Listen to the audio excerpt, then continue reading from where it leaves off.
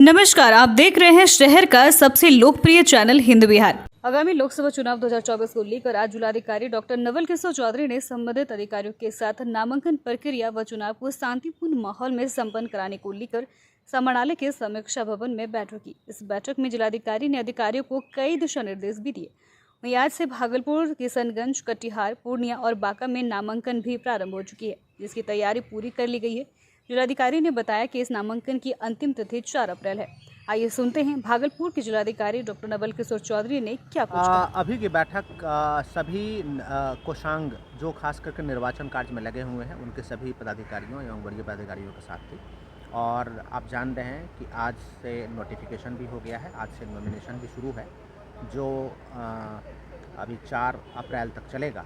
तो इसके बाबत जितनी तैयारियां थी उसकी बृहद रूप से समीक्षा की गई है और हम लोग जो माननीय निर्वाचन आयोग है उनके दिशा निर्देशानुसार हम लोग की तैयारी अच्छी है। नॉमिनेशन भी आज से शुरू है? हाँ बिल्कुल, आज से नॉमिनेशन शुरू है जो 4 तक चलेगा, अवकाश के दिनों को छोड़ करके। और इसका नोटिफिकेशन भी हम लोगों ने नोटिस बोर्ड पे चिपका दिया है।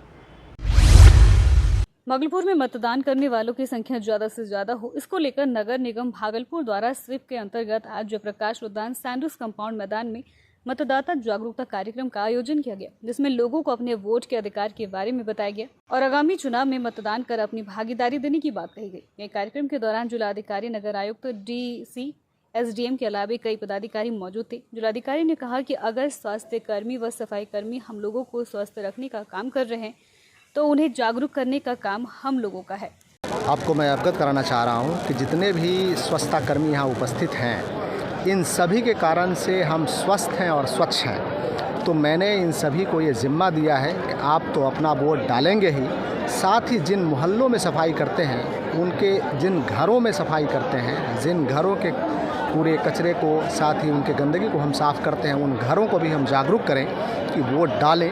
और मैं समझता हूँ जब हमारा सबसे निचला तबका जो दिन ब दिन और रूबरू लोगों के जीवन से जुड़े हुए हैं, ये जब लोगों को जागरूक करेंगे तो निश्चित रूप से हमारे जो प्रभावशाली व्यक्ति हैं, जो इलिट हैं, जो हाईली एजुकेटेड हैं, उन्हें भी एहसास होगा कि हमें वोट करना चाहिए। आप देख रहे होंगे कि लोगों में कितनी ऊर्जा भरी हुई है और लोगों ने ये संकल्प लिया है कि हम वोट करेंगे। कैसे होगा संडे का फंडे?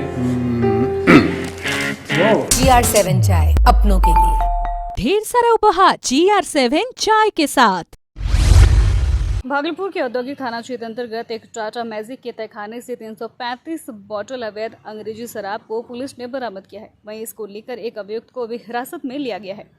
गौरतलब हो कि चुनाव को लेकर पुलिस हर जगह अपनी पैनी नजर बनाए हुए हैं। यह जानकारी प्रेस वार्ता के दौरान भागलपुर के पुलिस अधीक्षक आनंद कुमार ने दी। उन्होंने कहा शहर में 8 जगह इसके लिए मुख्य तौर पर चेक पोस्ट बनाए गए हैं ताकि शहर में अवैध शराब की तस्करी ना हो, लेकिन 50 ऐसे कच्ची सड़क है जिससे शराब की तस्करी की जा रही है। हम लोग लगातार इस पर नजर बनाए हुए हैं और लगातार अपराधियों को गिरफ्तार भी कर रहे हैं। यह प्रक्रिया निरंतर चलती रहेगी।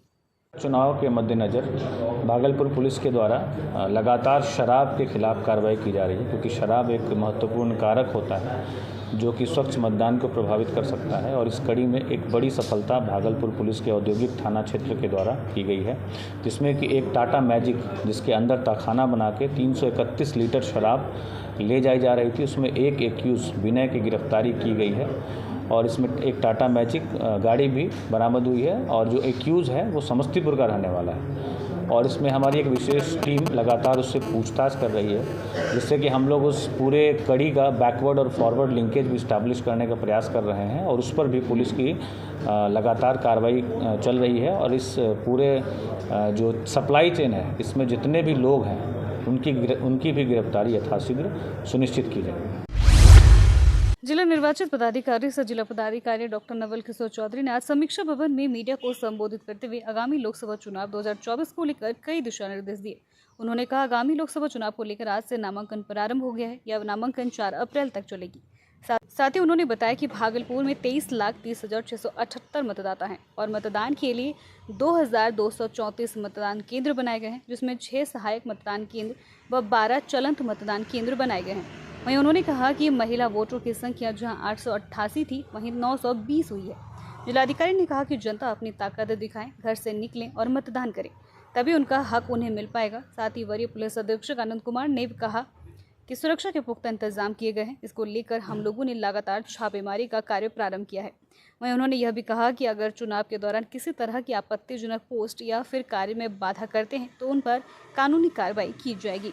अभी 16/3/24 से 24 के बीच में कुल 2838 लीटर शराब को भी जब्त किया गया है। और जो है आर्म्स एक्ट भी काफ़ी संख्या में हम लोगों ने जमा कराया, 532 आर्म्स को जमा कराया है और 37 को रद्द किया है और 3 को हम लोगों ने जब्त भी किया है। बाउंड डाउन अक्टूबर से लेकर के अभी तक कुल 16,522 लोगों के विरुद्ध प्रस्ताव था, जिसमें कि 8,334 लोगों को बाउंड डाउन भी कराया गया है और कई लोगों को जो वल्नरेबिलिटी पैदा कर सकते हैं बूथ पे हम लोगों ने चिन्हित किया है, उस पर कार्रवाई भी कर रहे हैं। CCA का प्रस्ताव भी मेरे पास काफ़ी संख्या में है, 100 से अधिक संख्या में है, जिसमें से मैक्सिमम में हम लोगों ने आदेश पारित कर दिया है और जो लोग भी अपराधी हैं उनको जाकर के संबंधित थाने में हाजिरी लगानी है। यदि वो संबंधित थाने में हाजिरी लगाने से चूकते हैं तो सीधा उनको गिरफ्तार करके फिर वो डिस्ट्रिक्ट मजिस्ट्रेट के कोर्ट में थाना का प्रभारी का दायित्व होगा कि उसको प्रोड्यूस करें। तो चुनाव के सूचना जारी होने के बाद समस्त चीज़ों के बारे में बताया। मुख्य रूप से जो चुनाव को फ्री और फेयर इलेक्शन को जो प्रभावित करने वाले कारक हैं उनके विषय में मैं आपको ब्रीफ करना चाहूँगा कि भागलपुर पुलिस के द्वारा अवैध हथियारों के खिलाफ एक बड़ी कार्रवाई पिछले 2 माह से चल रही है और चुनाव की जो अधिसूचना जो चुनाव की तिथियां जब अनाउंस हुई थी तब से लेके आज तक कुल 9 अवैध हथियारों की जब्ती हुई है और 90 कारतूस की बरामदगी हुई है और पिछले माह भी लगभग 50 के करीब अवैध हथियारों की बरामदगी हुई थी। बहुत बड़ी संख्या में लोग गिरफ्तार भी किए गए थे। सुनिए, हम अकेले घर शिफ्ट कैसे करेंगे? ये सामान लाना ले जाना ओफो। अकेले नहीं, हमारे साथ है make my shift packers and movers, जो household goods packing and shifting, local and outdoor shifting, office furniture shifting कराते हैं, कहीं भी कभी भी। मिशन मुस्कान के तहत आज वरीय पुलिस अधीक्षक आनंद कुमार ने 30 लोगों के खोए हुए मोबाइल को वापस लौटाया। वरीय पुलिस अधीक्षक ने लोगों को बुलाकर अपने चैम्बर में मोबाइल वापस किया। उन्होंने बताया कि मोबाइल रिकवरी टीम के द्वारा लगभग 5.5 लाख रुपए के खोए हुए 30 मोबाइल वापस किए। खोए हुए मोबाइल मिलने के बाद लोगों के चेहरे खिल गए। वहीं मिशन मुस्कान का मुख्य उद्देश्य है लोगों के चेहरे पर मुस्कान लाना। देखिए, आज अभी करीब 30 मोबाइल हम लोगों ने रिकवर किया है अलग अलग स्थलों से, जिसके खोने की सूचना उसके जो धारक हैं उन्होंने अपने जो लोकल थाना थे उसको उपलब्ध कराई थी और हमारी जो टीम है मोबाइल रिकवरी टीम लगातार मोबाइल को खोजने में और उसके जो वास्तविक धारक हैं उसको देने में लगी हुई है और इसी क्रम में आज 30 मोबाइल की बरामदगी हुई है और उनको जो उसके वास्तविक धारक हैं उनको उपलब्ध कराया गया है और इसकी लगभग जो कीमत है 5.5 लाख रुपए की है।